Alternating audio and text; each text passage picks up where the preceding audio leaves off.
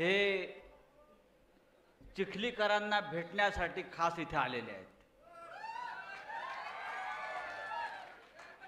बुलढाण्यातला दौरा आहे आणि सुरुवात चिखलीपासून होते। अत्यंत पवित्र अशी भूमी आहे। रेणुका मातेचं स्थान तर आहेच आणि छत्रपती शिवाजी महाराज यांच्याशी संबंधित असलेला हा जिल्हा आहे। या जिल्ह्याला जो गद्दारीचा डाग लागलेला आहे, कलंक लागलेला आहे, तो पुसण्यासाठी माननीय उद्धवजी इथे आलेले आहेत। चिखलीकरांच्या मनात काय आहे? ही गद्दारी गाडणार की नाही हा पहिला प्रश्न आहे। बुलढाण्यामध्ये या तळपत्या उन्हामध्ये आपण ज्या पद्धतीनं उद्धवजीचं स्वागत केलं, मला पूर्ण खात्री आहे येणाऱ्या लोकसभेत इथून शिवसेनेचाच खासदार निवडून जाईल। ही सभा राजा टॉवर खाली होते, बरोबर ना अरविंदजी? राजा टॉवर, हिंदुओं का राजा यहां बैठा है। आओ, किसी में हिम्मत है तो सामना करो। कोणताही खोक्यावाला आमच्याशी सामना करू शकणार नाही। मग अशी अंबादास दानवे आपण शेतकऱ्यांचे प्रश्न सांगितले, पण शेतकऱ्यांचे प्रश्न फक्त या राज्यातले, या बुलढाण्यातले नाही आहेत, तर देशभरातला शेतकरी आज या मोदी सरकारच्या विरुद्ध पेटून उठलेला आहे।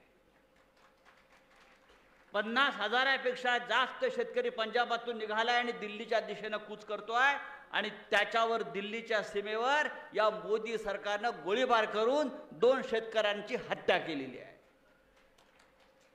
आणि त्याही शेतकऱ्यांची मागणी हीच आहे, आम्हाला मालाला हमी भाव पाहिजे,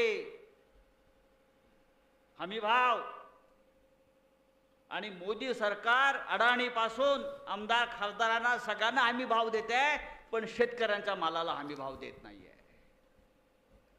आणि म्हणून ही आपली लढाई आहे। खासदाराचा भाव किती इकडल्या? हमी भाव जास्त आहे माझ्या माहितीप्रमाणे, थोडा 50 कोटी। खासदाराला हमी भाव, गद्दार खासदाराला हमी भाव, गद्दार आमदाराला हमी भाव, आणि आमच्या शेतकऱ्याच्या मालाला, कापसाला, सोयाबीनला हमी भाव नाही। ही अत्यंत दुःखाची गोष्ट आहे। ही लढाई शेतकऱ्यांच्या हक्काची आहे, ही लढाई कष्टकऱ्यांच्या हक्काची आहे, आणि ही लढाई महाराष्ट्राच्या स्वाभिमानाची आहे, लक्षात घ्या। आणि लढाई आज बुलढाण्यातून सुरुवात होते आहे। आपण सगळे या तळपत्या उन्हामध्ये उभे आहात आणि नुसती या उन्हाने डोकी आपली तापलेली नाही, तर विचाराने डोकी तापलेली आहे। आणि हा विचार बाळासाहेब ठाकरेंचा, हिंदुहृदय सम्राटांचा आहे की अन्यायाला लाथ मारा, ढोंगाला लाथ मारा। आणि आपण बुलढाण्याची, चिखलीची जनता हा विचार पुढे घेऊन जाणार आहोत। आणि माननीय उद्धव ठाकरे यांच्या नेतृत्वाखाली या महाराष्ट्रामध्ये पुन्हा एकदा परिवर्तन करून शिवसेनेचा भगवा झेंडा फडकवणार आहोत। आणि त्याची सुरुवात त्या चिखलीपासून होते आहे। मला खात्री आहे आपण सगळे